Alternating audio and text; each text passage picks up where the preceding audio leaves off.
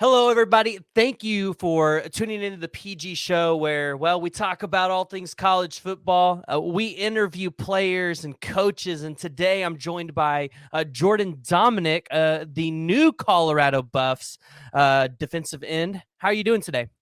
I'm doing pretty well, man. How about yourself? Doing good, cannot complain. It's a weekend. It's a beautiful weekend out here in Oklahoma. It's about 60, 65 degrees. So able to take the dog on a walk. I'm sure he will pop up here in the screen here in a little bit because he loves it when the camera is on. But then we were talking in the green room. You said that it's pretty decent weather in Colorado. Yeah, it's pretty decent. It started off colder than I expected. Started off with a snowstorm, like my second day out here after classes started. We got class off though, so that made it a little bit better. But I wasn't prepared for all that snow to come down. I really. I'm sure that Colorado has the whole virtual learning thing down. So if they need to go for a week, they can switch y'all to virtual learning if they Yeah, need to. they definitely. I feel like they could. I feel like they should. I They feel like. they should have it down. If they don't, I'm a little concerned. But well, kicking it off, this is a question I like to ask everybody, and it's a question that a lot of people like to chime in on. Yeah, Pineapples on pizza. What's your thoughts about it? it goes on pizza. That's my favorite kind. You're the first person that said that. I just want you to know that. That's cool. I mean, I'm a trendsetter. My favorite kind of pizza is Hawaiian pizza with the ham and the pineapples. It's delicious. I don't see how people can't eat it on pizza. It gives it like a little tang to it, just a little like juice along the pizza, just a little tangy flavor to mix with all the salt and the cheese and everything. I love it. Like that's just me. Yeah, so I'm not a huge pizza lover. I mean, I'll definitely eat it. I just, but I'm like that person where it's just like it's cheese or bust. I mean, I'll eat barbecue chicken, but I'm like I'm just not a huge pizza eater. But I couldn't do it. I'm like the marinara and the cheese with something sweet. It freaks me out. I don't think it would go together. Y'all need to change your palates. You need to. Listen, we're from Oklahoma though, so it's not like we're a pizza state. I mean, we got people out here that put pickles and pickle juice on their pizza during the state fair. So That's different. That's a But I'm from Florida. I done loved all. I've always loved pineapple on pizza, so that's just my thing. I've got called weird for it and everything, but I feel like it's it deserves to be on there. Pineapple has fought for a long time to get on the pizza, and we should respect this decision. yeah. So, what is your favorite type of food? Because it sounds like you're a food guy. I love pasta. Any kind of pasta, I'll destroy. My favorite. There was a place down in Florida that I used to love to go. It was a place called Hula Hands, and they had this Parmesan chicken pasta that was delicious. Oh my gosh, it was crazy. Every time I went there, I decided like I had to get the Parmesan chicken pasta. And I was a kid at the time. It was like I remember I was playing AAU basketball one time. We went for a tournament down to Orlando, and they had a Hula Hands down there. I went and ordered the Parmesan chicken pasta for the first time. It was so delicious, man. I just every time I think of pasta, I'm just thinking, how can I recreate that pasta, that one particular pasta? Yeah, this place actually sounds really familiar, and I just looked it up. It looks like they're headquartered out of Kansas, so I'm pretty sure I might have eaten there at one point if it's in Kansas, because Oh, I've been up there a couple times. So yeah, no, I didn't even. Yeah, God, okay, well, pasta. My fiance loves pasta. If you ask her to go to Olive Garden, which I don't think Olive Garden's that great in terms of pasta, but if you ask her to go to Olive Garden, she'll go every single time. She gets that chicken Alfredo. So I don't know. I'm on the weight loss journey because I got to shed a few pounds for the wedding. So I mean, pasta for me, I'm like I try to stay away from it. I feel like if you can eat pasta at a moderate pace, you can lose weight. But I never could give up pasta. If it's either losing weight or pasta, it's gonna be pasta every time. Yeah, but see, y'all are out on the football field. Y'all got these practices and everything. Like, y'all can eat as much pasta as you want. And I mean, you're fine. I mean, I sit at a desk like 10 hours of the day working. So eating pasta definitely does not do me any justice. Yeah, I got you. But yeah, well, go ahead and just give us a little bit more insight to who you are. Where did you grow up? Tell us a bit more about your family. Uh, I come from a family that's from all over the map, honestly. My mom is from Mississippi. She graduated from Mississippi State University. My dad is from originally from Fort Myers, Florida. Played down there in football. Went to an NAIA school out in Kansas, actually. Crazy thing. And then he transferred over to the University of Florida. Um, I have an older brother. He just graduated from the University of Mississippi. Oh no, not University, Mississippi State University. I'm sorry, Mississippi State University. My mother graduated from there as well, but my brother just graduated from Mississippi State as well with his aerospace engineering degree, and now he has a job, and he's basically the smartest one out of all of us. And then I have a little sister who is coming out of high school after this year, and she's deciding on where she wants to go for college.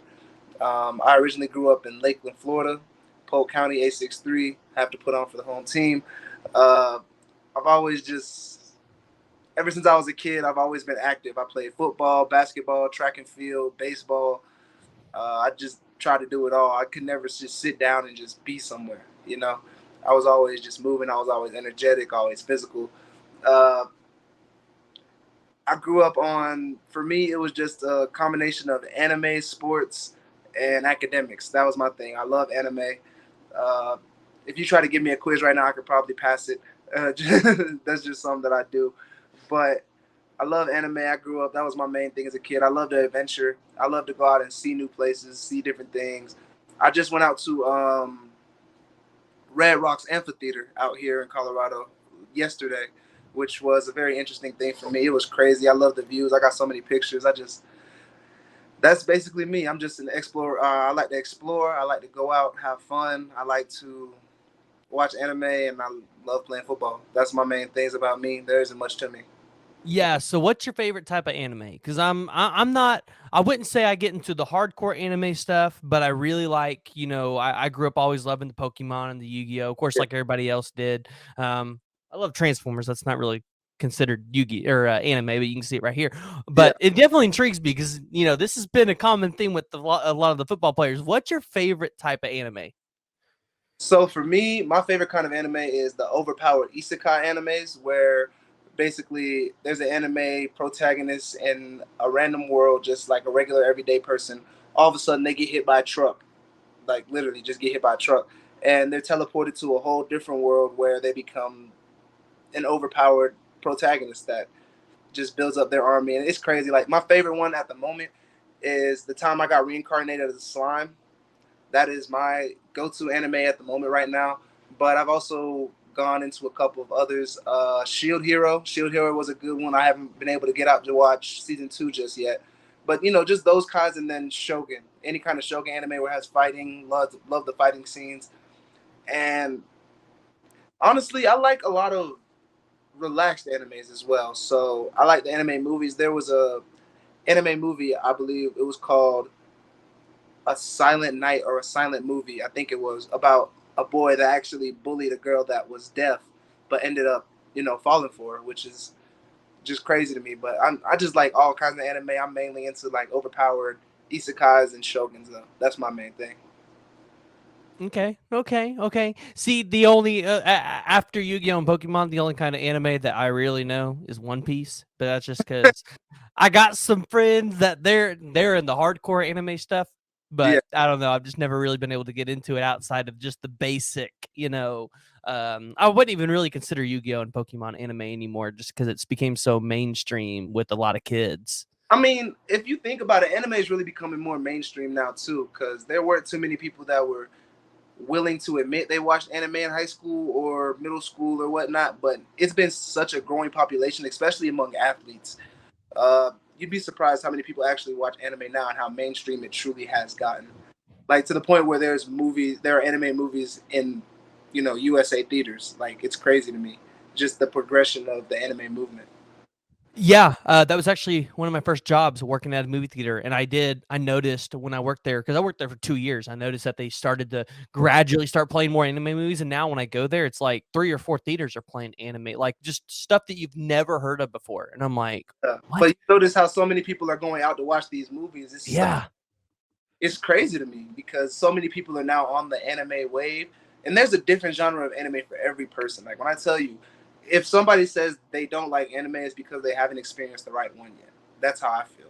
There are so many different animes, and people will just give you like the basic generic ones that everybody knows mainstream. But when I tell you, if you're looking for a cooking anime, you're looking for a rom-com anime, you're looking for a high school anime, anything, they have an anime for every single thing. So that's just apocalypse anime. There's everything, and I just That's why I like anime so much, because it's so diverse and you can get so much more out of it. Plus, it also teaches you a lot of life lessons as well. I feel like, because when I was watching Dragon Ball Z as a kid and One Piece when I started, got into One Piece and Naruto, it taught me so many different morals and values in my life that you honestly wouldn't expect from a TV show. Like when people say it's just for kids, well, it's for kids, adults, anybody that really wants to just learn any valuable life lessons or just wants a good show to watch. That's just how I feel it. That's how I see it. I totally didn't even think of Naruto or any of those other ones. Didn't even think about those. That's a good one. That's a good one. Wow, didn't think about that. So let's transition a little bit into football, the transfer portal, recruiting. So we'll start off with the recruiting and back in high school. So you said you grew up in Lakeland, which is interesting because I have always heard, and I mean, if this is a false statement, please let me know. Lakeland is a Florida Gators school. They have Florida Gators stores in there. Like they promote it. Like I don't know if that's true. I'm not from Lakeland, but I've heard that that's like the Gators recruiting ground and everything. So it's a very interesting thing. It's mainly been known for recruiting a lot of Gator players out of there. Just a few off the top of my head. There is Keon Zipperer, the tight end at Florida, I believe, right now. They had Ventrell Miller, who's about to go into the NFL draft this year. Uh, Hold on. They had Gervin Dexter, who's he's gonna be a first round draft pick. I'm calling it right now. That boy is a beast, believe me. Uh, when I tell you, Florida has so many other people that have come out of there, and just Lakeland itself. When I tell you, yeah, it's definitely a Gator place. There were so many Gator shops out there. There was one, the main Gator shop right now is I can't remember the name of it at the moment, but I heard it's closing down not too long from now, which I'm sad for. But it's very interesting to just know, yeah, there are a lot of Gator recruits that come out of Lakeland, Florida, especially people that want to stay in state, and knowing that the University of Florida is a dream school for a lot of the players there. I could say it's Gator country. I could say it's Gator country, but Miami and Florida State, FAU, UCF, USF, they've all been on the come up, and now you're just seeing a whole bunch of athletes just diversify throughout Florida, just go wherever they feel like would be the best situation for them. That's But interesting. That's interesting. So did you want to go to the Gators? Because I'm looking on 247. I didn't see that the Gators had offered you. Sometimes they're behind. They don't put stuff in there. So I don't know if they offered you or not. But was there this desire to want to play for any of the big Florida schools, whether it was the Gators, Miami, Florida State, or any of the programs like that? Because it looks like you were part of that 2018 class, and Florida State at that time was down. I don't know. I can't remember if the Gators were still at the top of the SEC at that point or not. But I know Miami's been down for a while. Was there any desire to one of those schools, or did you want to like broaden your horizons and travel outside of Florida and kind of see what was available? so my thing was, I always wanted to go to Florida. I was always a Florida boy. We actually had a little running joke in our family. My mama went to Mississippi State. My dad went to Florida. My brother was supposed to go to Mississippi State, which he did. I was trying to go to Florida, and then our little sister was going to decide for us which school was really the better school by choosing between the two. Uh, it didn't happen out that way, but yeah, I was a Florida Gator fan by heart. I loved them. I was a kid growing up watching the Gators. I knew my dad played for the Gators at one point, so I'm just like, yeah, I want to go out there, really try to turn that whole place into my stomping ground. Like that was my thing. So did you ever get to take a visit to the Gators in the swamp? I mean, I'm assuming you've been out there and seen some games, but did you ever get to take a visit out there? And what was it like if you did get to go going to your home school, right, and taking a visit there as a recruit? As a recruit, I went on a few unofficials. I never took an official visit out there. I never did. But as unofficial, I was able to see the weight room. I was able to tour. I was able to see the facilities and everything. I went to a couple camps out there. I went to more than a few games out there with my family. I remember my dad and I being on the field for Alumni Day when he went out there, when they honored the 88, 89 class, or the 87, 88, 89 class. Uh, it was just a great time, just a great experience. The energy out there, when I tell you the energy in the SEC is completely different, especially at Florida, there's so much just fan energy within that huge stadium. It's so built, it's such a dome, so it all echoes. It's crazy. But just being out of Florida, seeing the way that Florida was, the University of Florida was, the coaching staff that was there at the time. I remember Torian Gray was on the University of Florida coaching staff at the time, and he was also from Polk County. So I definitely felt like I had a shoe in the door there. I felt like, oh, I'm going to go to Florida. That's going to be me. This is going to be me. Ended up not going. I mean, it worked out for the best, but yeah, that was my dream school ever since I was like 4 years old and was playing NCAA 2004 on my GameCube. Like that was my thing. I love how you said NCAA on the GameCube because I played it on the GameCube too. And that was Yeah. so much fun. That was so much fun. I'm so sad that they can't get it together and get this game out quickly. I'm like, I want this game like yesterday. Get it out. What made me mad, what upset me was that why did somebody actually sue to get paid for that? Because that just deleted the game for everybody. Yeah, they update the old ones on the PlayStation 3 and everything like that, but it's like it's not the same. It's really not the same as just being able to have that new NCAA team every year. You see who's where and everything. Just being able to play with yourself on that game. That's just amazing. And I just can't wait for the NCAA game to come out because I promise you, I'm gonna be the first one to buy it. Dude, I've thought about that, and I remember back in the day how you would go stand in line for a game, it'd release at midnight. I mean, if I don't see that kind of stuff when this game comes out again, I'm gonna be truly saddened for the video game community because I feel like everybody should be flocking to this game because it's I been mean, so long. I definitely feel like they're gonna flock, but more so you got to think everything's online now. There are online stores, online shops, online. Like you can go on. I can go on my new Xbox right now and just download whatever game I want for if I wanted to. So I don't think we're gonna see as many stores, but we're definitely gonna see a lot of people are gonna be on that game. A lot. Yeah, I get it. We got things digital, but like I have a Nintendo Switch. Love to play the Switch all the time. I have an Xbox too, but I mainly play on the Switch for now because that's just kind of where I'm at. But the thing is, it's like I still like having the hard copy of the games because if Yeah. you have somebody that wants to borrow it, you can let them borrow it. If you want to sell the game later on, you can. If you buy it digital, it's like it's stuck there. You can't do So, anything you want with it outside of just playing it. I mean, that is true, unless you have Xbox Game Share or like PlayStation Share Play or something like that. But it's not the same. It's not the It's same. We not. just give somebody the disc and be like, "Hey, go play this." Because I remember I used to borrow. There was a game. Oh my gosh, what was the game that I used to borrow from my friend all the time on the PlayStation? It was Infamous. Okay. That I used to love that game as a kid. I used to play it all the time with the dude with like the electricity powers and everything, and you were choosing your own path if you wanted to be good or evil like that. That was something I really liked. But back to that NCAA, yeah, it's gonna be a crazy. I feel like it's really gonna have like a crazy just shoot up. Like everybody's waiting for this game. Everybody wants to be able to. I know in the athlete community, a lot of people want to play this game because they just want to be able to use their self on a video game. Yeah, y'all ready to see your name on the back of that jersey in the middle of the game. Man, I'm ready. I'm gonna change my position from D-line to running back on the game. Hey, you know what? You can just be like Travis Hunter and play both sides of the ball. Good. I could play DN tight end, DN receiver, anything. Yeah. Hey, then you can go win a Heisman Trophy. It's hard. Speaking of Heisman, do you think that the Heisman race right now is more so a quarterback race, or is it, because like for the past few years, it's always been just quarterbacks. This past year, we had 4 quarterbacks in the Heisman race. So I'm thinking, how hard is it, do you think, for people to actually win the Heisman nowadays if you're not a quarterback? Oh, I think it's extremely hard. And we actually talked about this recently.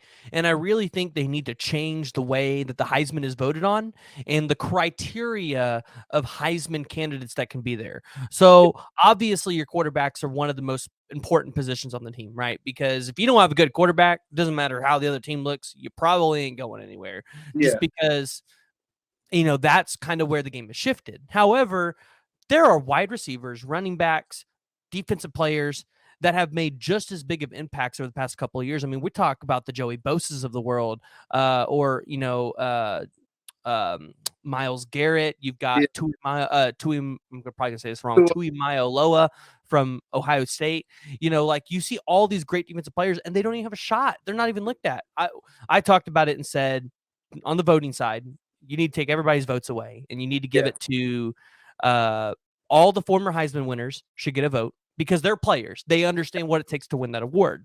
and then you should have a group of so a player like yourself could submit their name to the Heisman pool, and they select a certain amount of seniors and juniors. Keyword, I said seniors and juniors, to be voters on that panel to vote for the Heisman. And then, of course, if you, for some reason, are in that contention, then you just don't get the vote that year. Yeah. But that's how I think it should be voted on. I think you should have allowed to have peer-to-peer voting, former Heisman winners. And then when it comes to candidates, you should have 5 candidates a year, 2 quarterbacks, a running back, a wide receiver, a defensive lineman or defensive player of some sort, right? That way, everybody's represented. And that's an interesting thing to me because I believe I read somewhere that Will Anderson, he won the award for best defensive player like in college football like 2 years in a row, but he never even sniffed a Heisman. Oh, Will Anderson last year? I mean, you guys played against him. He was incredible. Like his stats last year, they were off the charts. Or not this season. 2 years ago. Yeah. And never won the Heisman, which was something crazy to me. Like was he even up for Heisman voting? Like top? I don't think so. You had Bryce Young on that list, and who was the wide receiver for Alabama? Because there was a wide receiver that won it for Bama too, as of recently. 2 years ago. 2021. That's when he had 101 total tackles, 57 solo tackles, 17 and a half sacks. Yeah. I mean, that's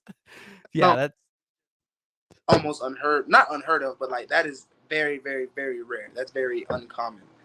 Something that not many linemen do. And if you can't win the Heisman off of 17 and a half sacks with 100 and something tackles, 57 solos, like put it in perspective, you have 16 and a half sacks in your total career. Yeah. He got 17 and a half in one season. So people can put that into perspective. And people don't understand how hard it really is to get a sack on a quarterback. It's hard.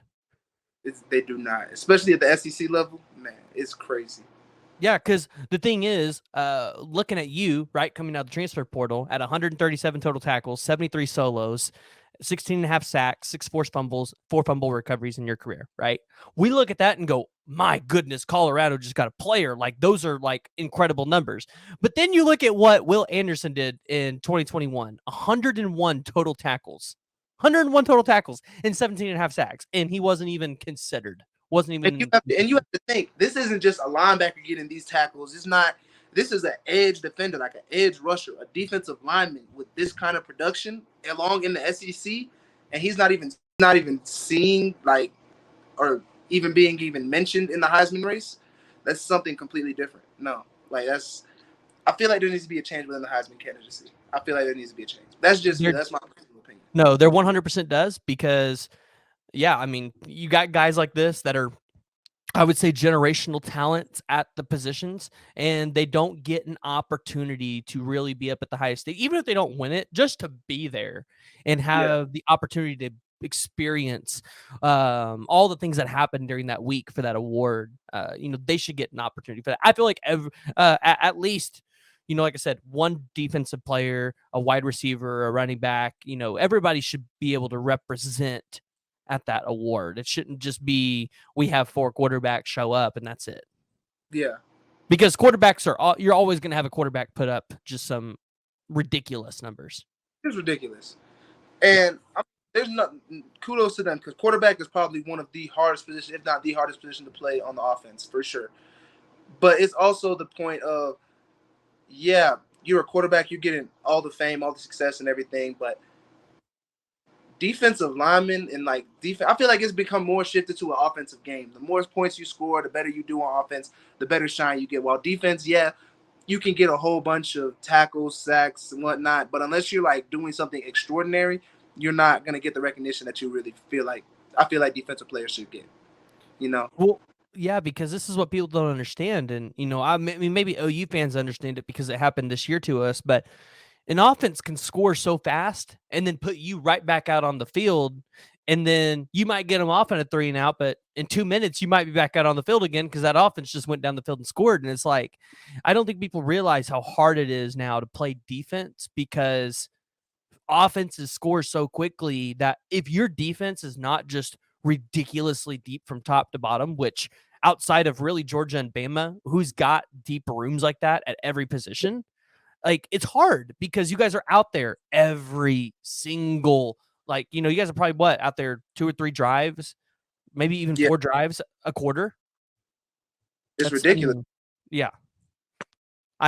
No, I get it. I think there should be a change to the Heisman, but I mean, listen, my voice is not going to be able to change the Heisman. That's going to have to come from the upper higher ups. But yeah, I don't know, or at least they just need to make a different award at this point. Yeah. I don't know. Maybe make a different award. I mean, I they don't know. have. Will Anderson did win the Defensive Player of the Year 2 times in a row. I mean, they have different awards, but it's like, what award is really on that tier of Heisman? You know, and even Yeah, just look at the side of the ball. Like, yes, I feel like Will Anderson could have got it, but where is the love for the O lineman as well? Because I believe Georgia had an O lineman 2 years ago. He only gave up 1 sack ever in his career. 1 sack ever. Barely gave, I think, like 3 pressures ever. I can't remember. It was their left tackle, I think number 68 or 69. I remember playing him when I was at Georgia Tech, and I was the only sack that he ever had in his career. And I'm like, how is this man like not even talked about? Like, how is he not yeah. even mentioned? That's another thing. Like, I don't know. I just feel like there's so much emphasis on so many skill positions and different positions that defense and offensive line really don't get as much praise and glory as they should. Well, and then we act like it's hard to find a wide receiver nowadays that can go out there and get you 1,500 yards. But Yeah. actually, it's more common than not nowadays. Like, you don't have to go out there and land the 5-star wide receivers. You really No. don't. You can go out there and get a borderline 3-star to 4-star guy, and they could, develop into a great wide receiver. Finding guys on the offensive and defensive line that are low 3-star guys that can just blossom and be great, very rare, very rare. You almost have to go for those highly rated guys out of high school Yeah. because those positions are just, I don't know, it's like they're harder, if that makes sense. Yeah. No, Definitely. I completely get it. There's no respect, no love for a lot of these positions and when it comes to the Heisman Trophy. Yeah, we're gonna change that though. We're gonna start a petition or something. Just give them all, everybody to sign. Just only one person per position for the Heisman voting. Oh, I'd be okay with that. I would 100% be okay with that because then that decision becomes hard. Imagine if you could only choose one quarterback. That would be hard. That would be really hard. And Yeah, I feel like you would get the best quarterback at that point. yeah, you would have to. So, 'Cause you have to choose between a quarterback, a D lineman, a wide receiver, O lineman, running back, everything like that, and it's just worked down from there. Because if you can only choose one quarterback to really be put into that pool, then it's not, oh, this quarterback, this quarterback, this quarterback, this quarterback are all in the Heisman race. It's one quarterback, one lineman. It's just different. And it gives us a different pool to really choose from of who gets the Heisman or not. Because quarterbacks, they're always going to get all the love. They're always going to get all the success. They're the face of the franchise for real. I feel like, and I love that for them for sure. Like, they deserve that. It's the hardest position, but it's like with the Heisman voting and everything. I feel like, yeah, there needs to be more love shown. Cause that boy from Michigan, Blake McCorum, I believe, his running back, I watched him all season. He was crazy. he was He really was good. crazy. He was really good, and how he didn't even have like a chance to be in the top like 6 in voting is ridiculous to me. Like, he may have been or whatnot, but when I saw, it was like 5 quarterbacks straight, and then him. I think You know? what hurt him is Michigan went to the playoffs and then like Donovan Edwards or Dylan Edwards, like it's Dylan Edwards or Donovan. Yeah, one of them. I can't remember. Yeah, it was one of those 2. Anyways, he went and had a really good season though after Blake Corum went out. And I think that's what hurt Blake Corum it was like, oh, so he's not as valuable to this team as we thought because there's another Yeah, running back that can just go do what he did. And so I think that's what hurt him. But when you look at the Heisman list this year, you talk about just the quarterbacks. Drake May wasn't like he was like I think number 10 on that list. yeah, Number 10. And I get it. Stetson Bennett won national championship last year, and he won it this year. But you can't tell me that Stetson Bennett was better than Drake May. You can't tell me that Max Duggan was better than Drake May. And so, yeah, like, this is becoming more of like you have to be on a good team. You have to be the quarterback of that team. you have to put up just ridiculous numbers to even be considered. And I just don't agree with that. Yeah. I mean, I guess that's just how college football is nowadays. Hopefully we can get it changed, but if not, there's still so many awards that honor so many people, and I'm just happy for that. Like, at least people are getting recognition within their groups and everything. I just wish it was put on the stage as much as the Heisman, or at least No, close. I 100% agree with you. There's got to be a change up at the top, and I don't know how we get there, but like you said, maybe a petition or something. We can get that started. But you mentioned something interesting. You talked about your time at Georgia Tech, and I don't know if a lot of people know that about you. You did play. That's where you originally enrolled, and then you ended up at Arkansas, so you moved to the SEC. So you've had ACC and SEC experience, and now you're in the Pac-12 at Colorado, like you said earlier, trying to turn things around and really just trying to change the program for Coach Prime and the staff out there at Colorado, really trying to give Buff Nation an opportunity to have something to go out there and cheer for and show up for week in and week out. The transfer portal is still really new to us. So what goes into your decision to transfer out of a program and then go to a program like Colorado? So for me, I had a lot going in that decision that I had. I had chosen really. I had one more year to truly try and reach my dreams of wanting to go to the NFL, and at Arkansas, didn't feel like that was the environment that I wanted to be in.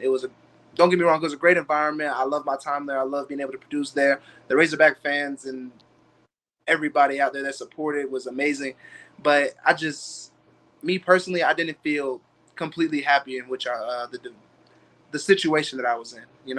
I didn't feel happy there. I didn't feel like I was truly developing into the player that I wanted to be. I didn't truly feel like I was.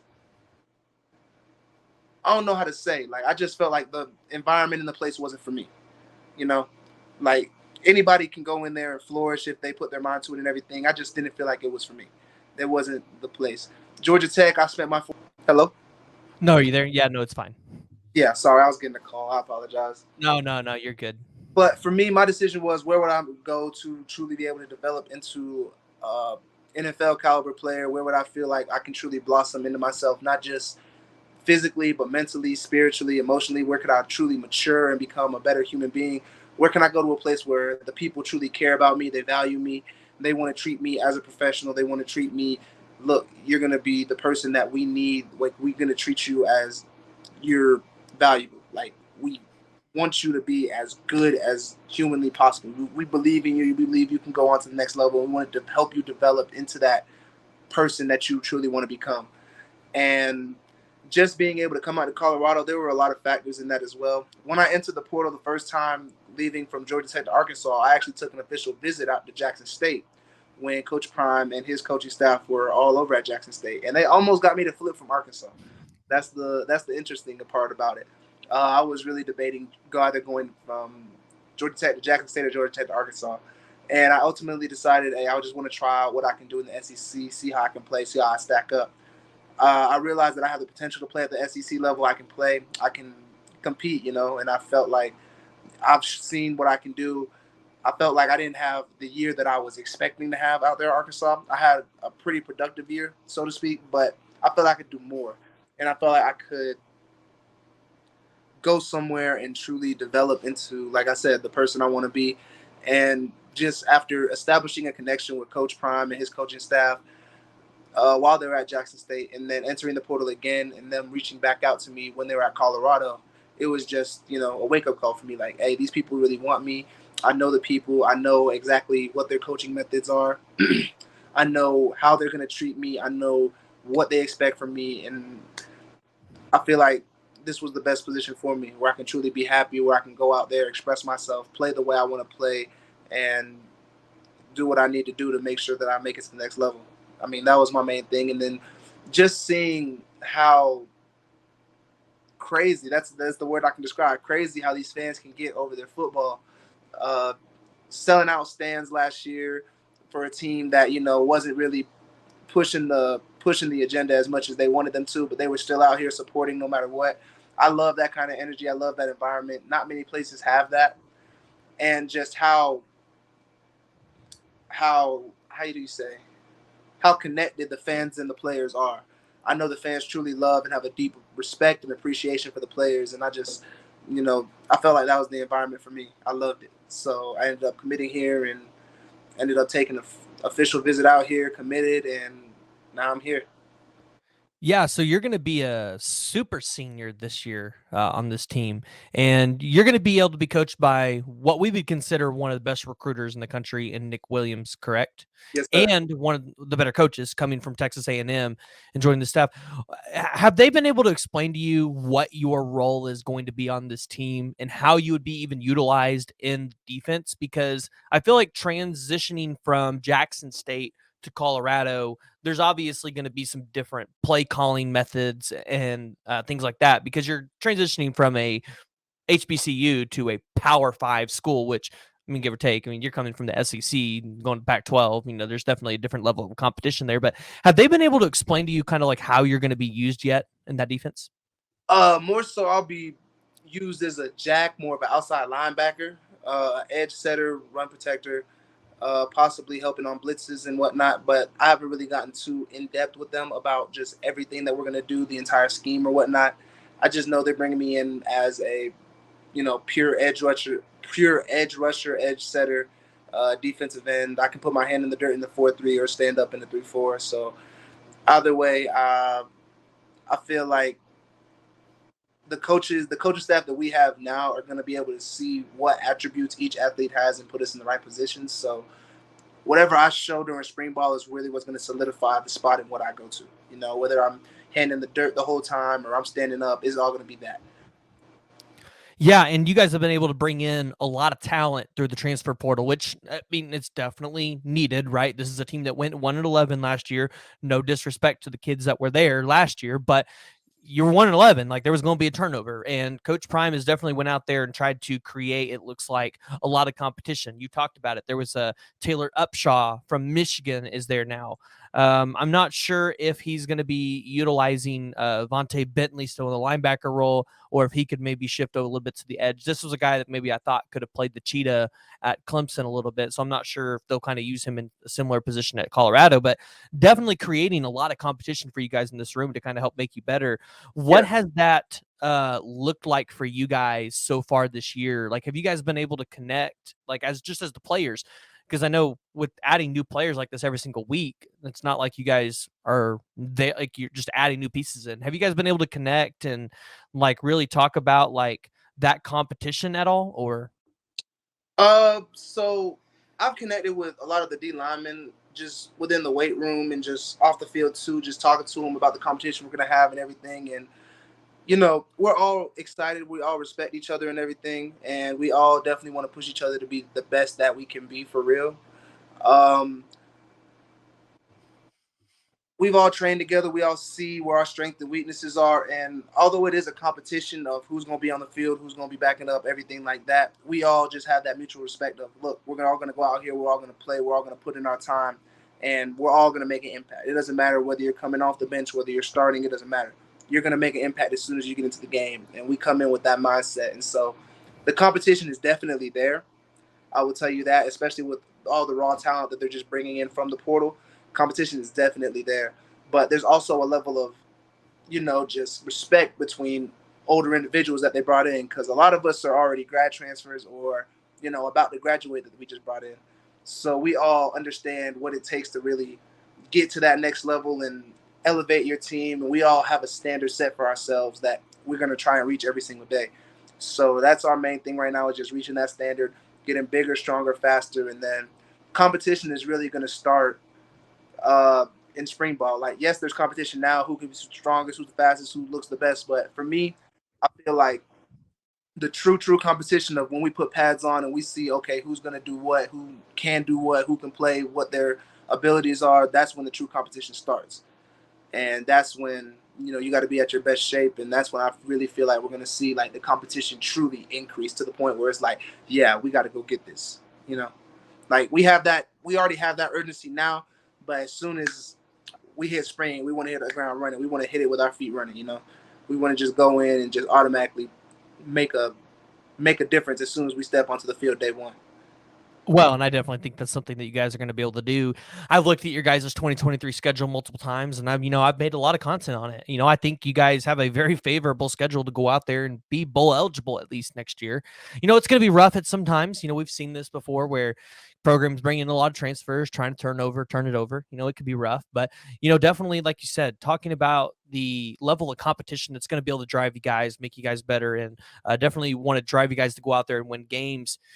You do come to Colorado and bring a teammate with you in Miles Slusher, a guy here personally in Oklahoma. We wanted him back. He was originally from Tulsa, and so I think that's again another great pickup Yeah. by the Buffs. But has there been any impact or in terms of like the recruiting that you've just been able to see with the players around the allure of Coach Prime in Colorado?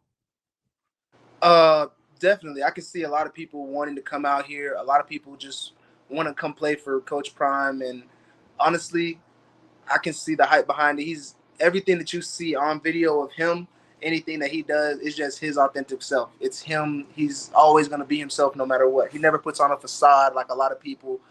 He's going whatever Coach Prime you get is the Coach Prime like you're going to get. That's truly him. And a lot of people want to come out here and play, but he has a specific plan set to build his perfect team. He wants to be Yeah. able to people that he wants. He knows is going to be dogs that are going to go out there and play to their best of their ability, whether it be 5 plays, 10 plays, no matter what. You're going to give 100% every single play. And just being able to see that he's already set a standard for the team that's so high that we just have to work to elevate and reach that standard and stay at that standard. That's the main thing that we're all doing right now. Like, yes, we're all playing for Coach Prime. We love it. It's an amazing thing, but also we know, hey, look, even though you're playing for Coach Prime, you better know you're here to work. There's no slacking off. Coach Prime has a set vision of what he wants, and we have to make that vision happen. We can't come in here thinking, "Oh, I'm about to be on TV, I'm about to be on cameras and all that." Because I know a lot of people were gonna do that. A lot of people were willing, like, "Oh, I'm about to be on camera, I'm about to be on the Prime show or whatnot on YouTube."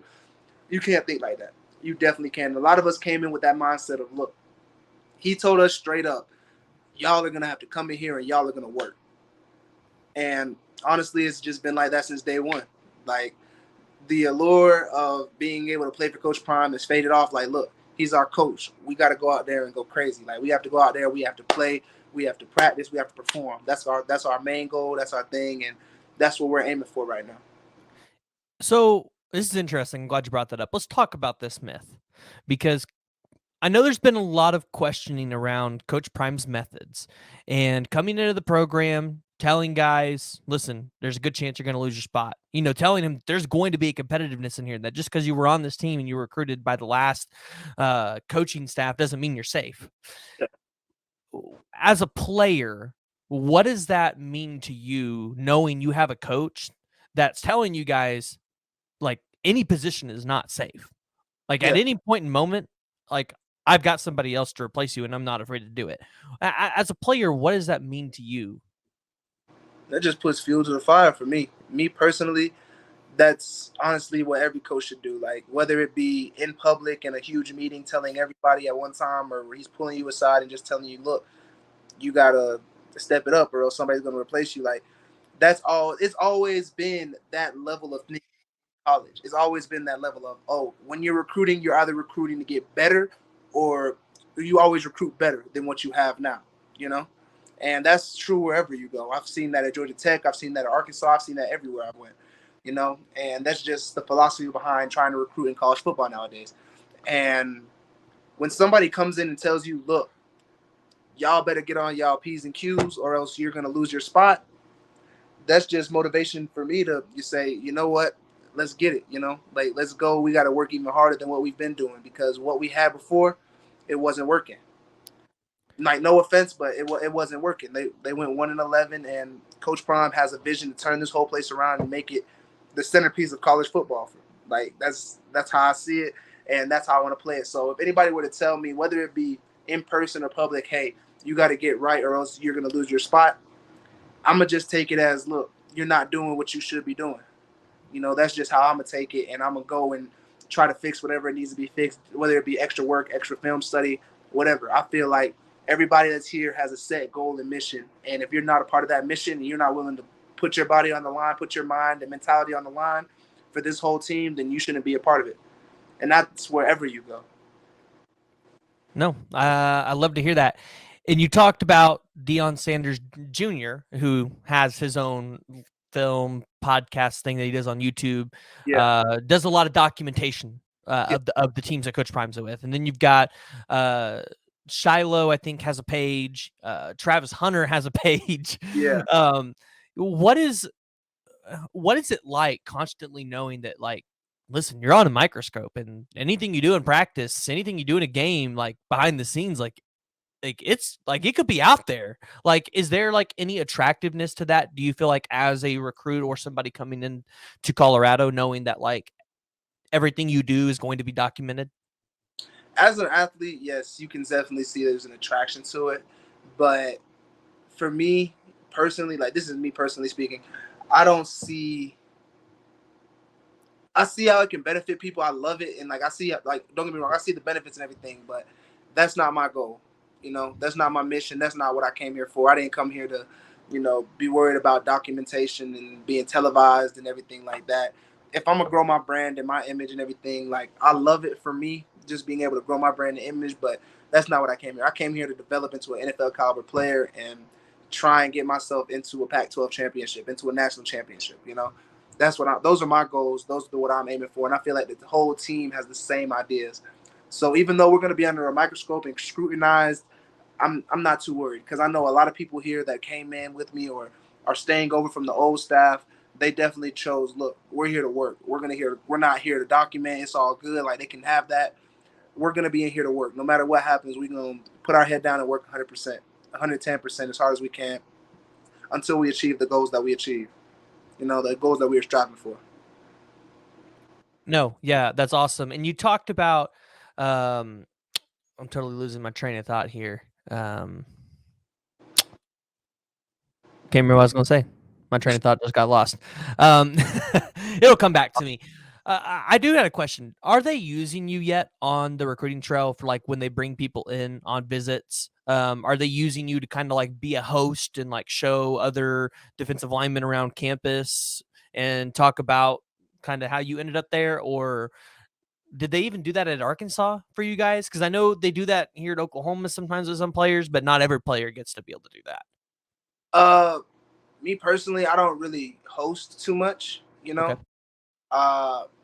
More so worried about graduate classes and everything, but I do like to make it known to like any new defensive players that come in, hey, look, this is me, this is who I am, I've met you. I make sure I go out of my way to at least meet them when they're in the facilities, whether they're grabbing food or just walking around and everything. If I see them, I'm gonna say, hey, I'm gonna explain to them who I am, just give them a little bit of word of advice about, just their decision and what they decide to do. Yeah, no, it's awesome. I'm glad you're doing that. Reaching out because I'm sure that's a hard transition coming from high school, moving from your parents, Yeah. going to college. Right, you're on your own, sink or swim. It's, So I'm sure it's nice to be able to have somebody, reach out to them and try to help them out along the way. But question just came back to me from the last thing we were talking about. Yeah, I knew it would come back to me. You talked about brand, and this is actually something I think that's been pretty important because I've been trying to really help people understand this because there's a certain 5-star here in from Oklahoma that's on the defensive line that's been taking a lot of visits, and a lot of OU fans are worried about him. But I said, listen, it's all about building your brand. As a player, how do you build your brand, especially in an NIL era, so that you're able to best position yourself to be able to feed yourself while you're in college and then position yourself for the NFL? That's basically something that you could honestly ask Travis or Shador or any of them about. Building your brand, you definitely want to put yourself in the best light possible. You want to be able to show who you are within whatever social media pages that you are. And definitely the best way to build your brand is to make plays. Like you go onto the football field, if you want to build your brand, make plays, be a name that's recognized, be a name that's called on TV over and over consistently, be a name that's called in broadcast over and over consistently, make plays, do what you need to do, and then, have a little fun with him, have a little antics, have a little bit of fun. For me, I had a couple celebrations whenever I got a sack or a TFL or anything like that. Just have some fun with it whenever you can. but make sure that that branding and that image piece doesn't get too it doesn't get too close to your eyes. Don't let it obscure your vision from what your main goal is in college, which is to try and make it to the next league. Because as much branding and everything you can do, videos, workout videos, everything, nothing compares when you get into the game and you make a huge play on national television and everybody sees who you are, and it's crazy. That's the best way to build your brand, and I feel like that's the way that I've been trying to build my brand, is trying to make plays, trying to get myself better, stronger. That's basically the name, image, likeness portion for me. Like, yeah, it's a huge thing. It's a huge deal nowadays, and a lot of people are just in college football for money. I can say, like, I've seen it with my own two eyes, but uh, building your brand also goes hands in hands with just making plays and being that dominant impact player that you want to be on for your team. Okay. Okay. That's awesome. I'm glad that you talked about that because I think that's it's definitely something that I've had on my mind, especially with recruiting and everything else, right? You see people utilize social media and things like that to build the brand before they get to college. And then you see them get to college. And I like how you said it's all about, or it's not all about, but it's a good chunk about what you do on the field, Yeah. right? It's about how you lead on the field and lead in the locker room. So I like how you talked about that. But as we start to wrap up here, is there just anything else that you want to say to Buff Nation and the Colorado fans out there? From a personal standpoint, y'all be ready to tune in. I got some stuff that's coming. I want to start myself a podcast. I'm starting a YouTube channel. Just that brand that we were just talking about, getting the brand out. I've started a page. I want to visit a whole bunch of places in Colorado. I went to Red Rocks Amphitheater. If you guys want to go see that, just check out my Twitter page or my Instagram page. And for just the entire team as a general, just know we're putting in that work. We're coming. We're going to be different this year than you guys have ever seen Colorado. That's all I can say about that. Just be ready. I want that. I want the whole stadium sold out. I want the Way Stadium sold out. I want to be seeing all black everywhere, whether we have a whiteout or not. I want to see all black. That's just me. But it's gonna be crazy, and I hope y'all are ready for what happens. Because if you don't hop on board right now, you're just gonna get left at the station. No, that's awesome. And I love how you're talking about starting a podcast because we need more players in this community. And listen, fans love player perspectives. They Yeah, love hearing about how you guys are able to break down film and talk about, hey, during this game, like this is what we could have did better, and here's why. yeah. It especially for me, never playing football and just being a spectator. I definitely love to watch that stuff, and I know other people do, so that's awesome. But yeah, hey, we appreciate you coming on, and hey, we'd definitely love to have you back on, maybe after the season, and talk about kind of how everything went. So, and I know Buff Nation would love to hear more about that as well. I love it, man. I appreciate you. We're gonna stay in touch and everything, and just you never need anything, reach out.